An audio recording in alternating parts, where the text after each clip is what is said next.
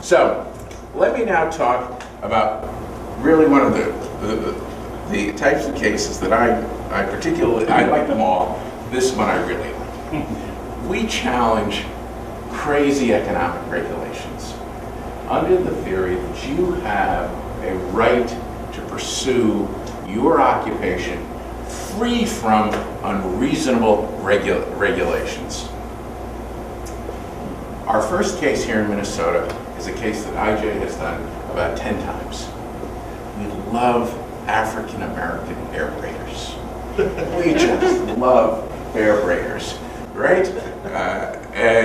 And we think they're great because they are the very essence of the immigrant story. They come to this country wanting to leave oppressive regimes in Africa with skills, and all they don't want a handout, they don't want welfare, they want to work.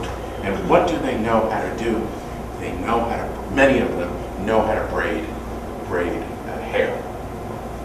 In Minnesota, like other states, if you wanted to engage in hair braiding, because I know, Dennis, you always wanted to do this, you would have to go, prior to 2005, you would have to go to a cosmetology school, like Aveda.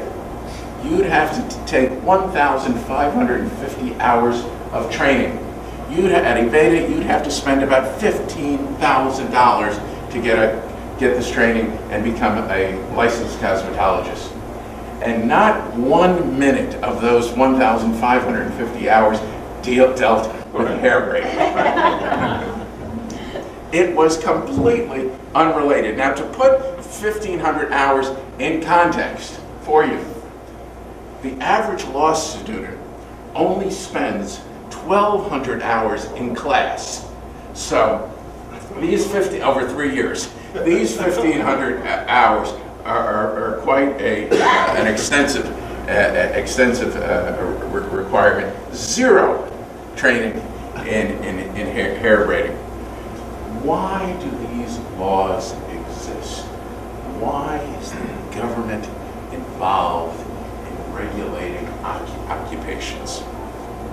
So that's what I'd like to talk a little bit now about.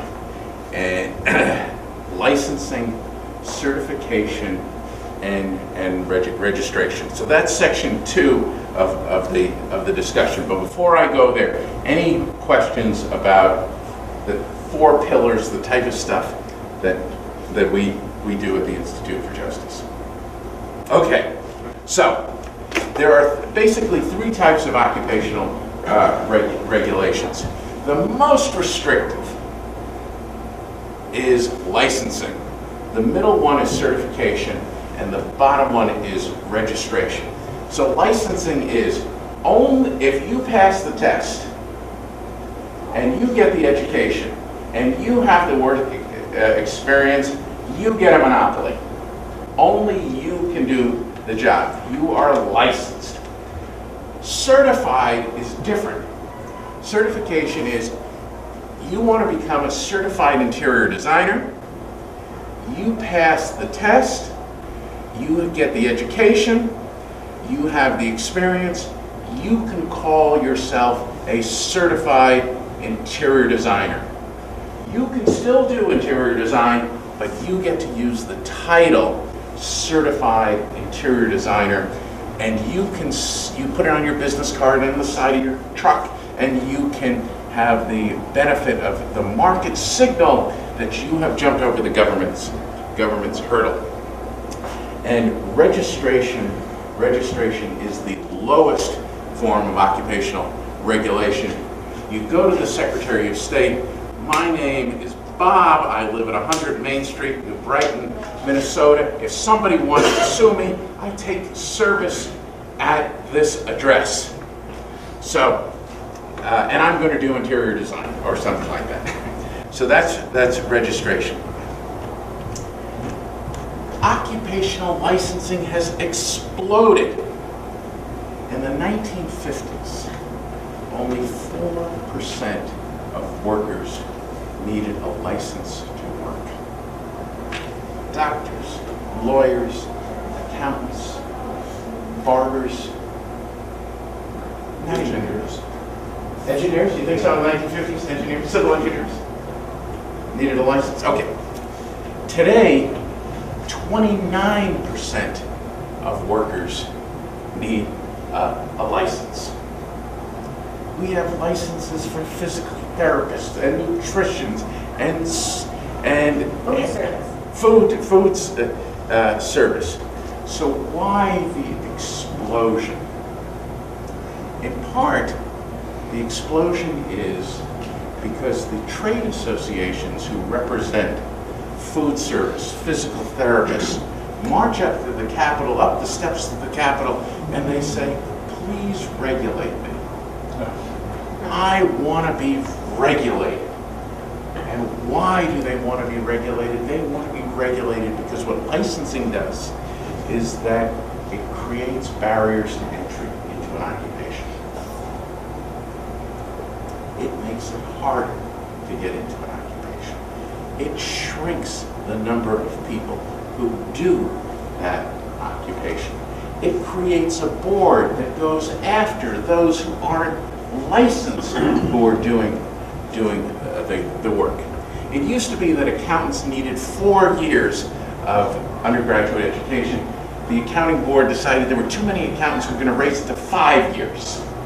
Right? There's no big benefit in that extra fifth year, but we need to manage the supply of accountants. Yes, sir. Classic case in gatekeeping. If you were a CPA from New York and you were retired building in Florida. Florida did not want the onslaught of New York CPAs, so they put incredible experience barriers within the state and bring industry. That's exactly. That's brilliant. That's exactly. This is another way you reduce interstate mobility. Is there reciprocity between Minnesota and Wisconsin? Not in a lot of occupations. You don't get waived in automatically, or you have a small window in which you get waived in. So this is a way in which the trade associations manage the supply of workers with the coercive power of the government. Now, what do the statistics show? The statistics show that when you license an occupation, you shrink the number of people in the marketplace providing that. And those who are licensed get about a 15% premium over this in the same occupation in another state. Kansas has the fewest number of occupational licenses. Minnesota historically is in the middle, ranked about number 21. California is first. You always compare against Kansas and people who are licensed in Minnesota versus the same profession in Kansas get about a 15. What does that cost you, Ms. and Mr. Consumer? It costs you $3 billion. The people of Minnesota, $3 billion a year. But is there another kind of accomplice to this whole thing? That's the insurance industry. And if you want to get errors and omissions liability insurance, it's one premium if you're licensed, another one maybe you can't do. There is a component of that. I think of the insurance company as trailing. I'd be interested in talking with you afterwards because the evidence suggests that they don't price it differently. But if you know of different prices, that's the real accomplishment are the schools. Another year of accounting instruction, that 5th year of accounting instruction, turning the interior designers desperately want to be licensed and not certified, and the dean of the architect and interior design school is always at the Capitol advocating for 4 years of education to be a licensed interior designer.